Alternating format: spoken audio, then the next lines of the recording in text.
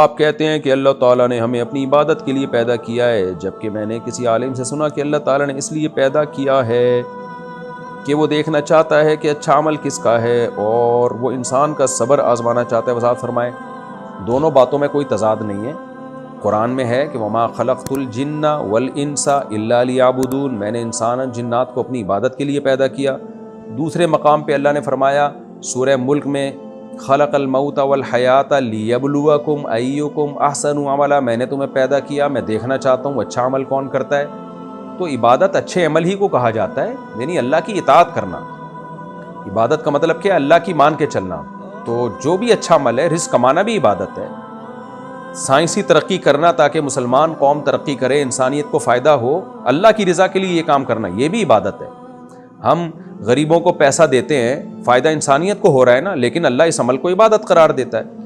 تو ایک ہی چیز ہے جس کو دو مختلف الفاظ سے تعبیر کیا جاتا ہے۔ تو میری بات میں اور علماء کی بات میں کوئی تضاد نہیں ہے۔ عبادت کرنا، نیک عمل کرنا ایک ہی چیز کے دو نام ہیں بھائی۔ سہیل خان جے پور سے امام کے پیچھے سورہ فاتحہ پڑھ سکتے ہیں؟ نہیں۔ اس کی وجہ یہ ہے کہ رسول اللہ صلی اللہ علیہ وسلم نے ارشاد فرمایا من کان لہ امام فقراءۃ الامام لہ قراءۃ، جس کا کوئی امام ہو تو امام کی قراءت مقتدی کے لیے کافی ہے۔ صححہ الالبانی، علامہ البانی رحمہ اللہ نے اس حدیث کو صحیح قرار دیا۔ دوسری طرف حدیث میں آتا ہے کہ صحیح مسلم کی حدیث ہے انما جعل الامام لیؤتم بہ، امام کو امام اس لیے بنایا جاتا ہے کہ اس کی اقتداء کی جائے۔ فَإِذَا كَبَّرَ فَكَبِّرُوا، فرمایا امام تکبیر کہے تو تکبیر کہو۔ وَإِذَا قَرَأَ فَأَنصِتُوا، قراءت شروع کرے تو خاموش ہو جاؤ۔ وَإِذَا قَالَ وَلَا الضَّالِّينَ، جب وَلَا الضَّالِّينَ کہے تو قُولُوا آمین، تو آمین کہو۔ تو حدیث میں بتا دیا کہ امام نے کیا کرنا ہے، تمہارا کیا کام ہے۔ امام کا کام ہے قراءت کرنا اور تمہارا کام ہے فاتحہ کے بعد پیچھے سے آمین کہنا۔ اسی طرح قرآن میں آتا ہے کہ وَإِذَا قُرِئَ الْقُرْآنُ فَاسْتَمِعُوا لَهُ وَأَنصِتُوا لَعَلَّكُمْ تُرْحَمُونَ، جب قرآن کی تلاوت کی جائے تو خاموشی سے سنو تاکہ تم پر رحم کیا جائے۔ اور یہ خطبے کے بارے میں بھی اور نماز کے بارے میں بھی ہے یہ آیت جو ہے۔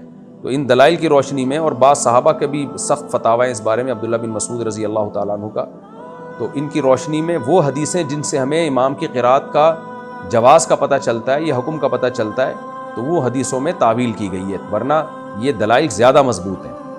تو یہ دلائل زیادہ مضبوط ہیں، لہذا اس کے مقابلے میں جو حدیثیں ہیں وہ یا تو سند کے لحاظ سے کمزور ہیں یا وہ واجب التاویل ہیں۔ واجب التاویل کا مطلب جیسے ایک حدیث میں آتا ہے اقرأ بہا فی نفسک، جب امام کے پیچھے ہو تو اپنے دل میں پڑھو۔